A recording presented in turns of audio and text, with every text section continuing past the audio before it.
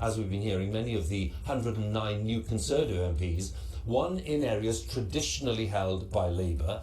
Prime Minister Boris Johnson has thanked voters in the north of England for backing the Conservatives, saying that they had changed the Conservative Party for the better and that he would repay their trust.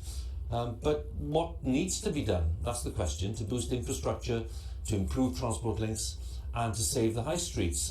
Those are just three of the big questions being asked. So with me in the studio here is Barry White, who's Chief Executive of Transport for the North, which represents 20 local transport bodies across the north of England. Barry, warm welcome to you. Thanks for coming in. Thank you. And Arianna Giovannini is in Salford. She's Director of IPPR North. That's a left-wing think tank focused on the north of England. And it's very good to have you with us, Arianna. Good evening to you as well. Good evening. Thank you so much. So Barry, I'll start with you. What's top of the list when you look at the needs? And Boris Johnson's talking about meeting economic needs and social needs. What's at the top of the list as far as you're concerned? The top of the list for us is the election put the North really at the forefront of infrastructure investment. And from that prioritisation, we now need to move to commitment, to actually make projects ready and then into action to have them delivered. And that's what we want to work with this government to do, to move from that prioritisation to make things actually happen. When you talk about projects, we're familiar with talking about things like HS2 and very, very big, high-profile things like that, which of course attract their own controversy. But let's talk about projects which maybe aren't as big as that, projects which can be put in place in towns and cities which are not some of our major metropolitan centres, and give our viewers some examples about the kind of thing that you're talking about. So you're absolutely right, Hugh. There's some very, very big projects that we've lined up. We want HS2 to be delivered in full. We want Northern Powerhouse Rail, this big project to link the major city regions of the north, economically transforms the northern economy. But in addition to that, in our long-term investment programme, we've set out a whole range of other projects, and I'll give you some examples. There are the Cumbrian coastline, so redoing the railway along the Cumbrian coast. There's the A66 improvements, a new Tees crossing, the central Manchester rail improvements. Now, projects like that, central Manchester is absolutely key to commuter journeys across the north.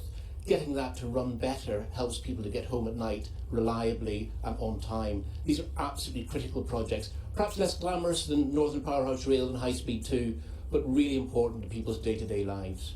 Arianna, can I ask you for your perspective, and given that Barry's giving us a list there of the kinds of things, does that make sense to you? And what would you add to that list in terms of priorities as far as this new government is concerned? Well, what Barry says makes completely sense. It is good to see that the government seems to be willing to focus on the north straight away. The idea that there is 80 billion to be put into northern infrastructure is absolutely crucial. So this is a very important opportunity for the government to make sure that years and years of rhetoric are translated into action. So we need to see from day one the government put in space in the ground and take action. It is very important to see investment in transport infrastructure in the north, but equally we also need to see devolution of powers to northern leaders so that they can take control of the northern transport network, but also the northern economy at large, and put into practice like transformative policies that are needed across the north so that the people in the north can have a better quality of life. When you talk about devolution of more powers to leaders in the English regions, to what extent is the Conservative Party committed to that process? Well, if we look at the Conservative Party manifesto, in there is a commitment to publish an English devolution white paper. So we really need to see that happening straight away as soon as January. We need to see devolution turning into a project that can benefit all areas across the north, not just the big cities, but all towns as well. So that has to happen in the north, but across the whole of England as well. IPPR North research has shown that in our country we see huge regional inequalities. Over-centralization is the root cause of this. So devolution is crucial to make sure that we change this and that we find a way to address these inequalities, because local leaders are better placed to make decisions that affect their communities. Just going to turn to Barry again. Arianna, they're making the point about the need for major investment and indeed more devolution of powers to cities and to regions from Westminster. It's not clear, by the way, I don't think it's clear to what extent the Conservatives have fully bought into that process, or at least the scale of it.